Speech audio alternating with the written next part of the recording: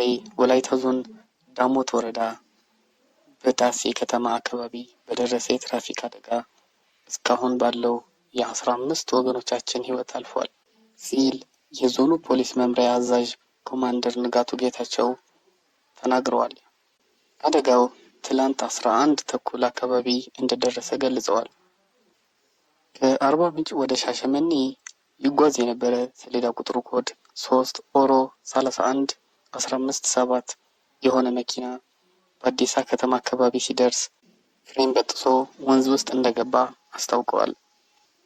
መኪናው ፍሬን በመበጠሱ ምክንያት በወረዳው በአዲስ ከተማ ውስጥ በሚገኙ ደሰሳ ወንዝ ተገልብጦ በመግባቱ ነው አደጋው የደረሰው።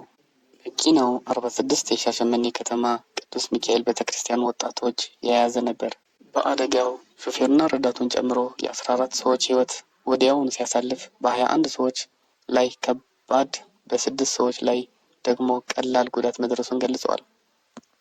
ከሟቾቹ 12 ወንዶች 2 ሴቶች መሆናቸውን የገለጹት ኮማንደር ንጋቱ ከባድ ቀላል ጉዳት የደረሰባቸው ተጎጂዎች ወደ ኦቶናና በአዲስ ሆስፒታል ተወስደው ሕክምና የተደረገላቸው መሆኑን ተናግረዋል።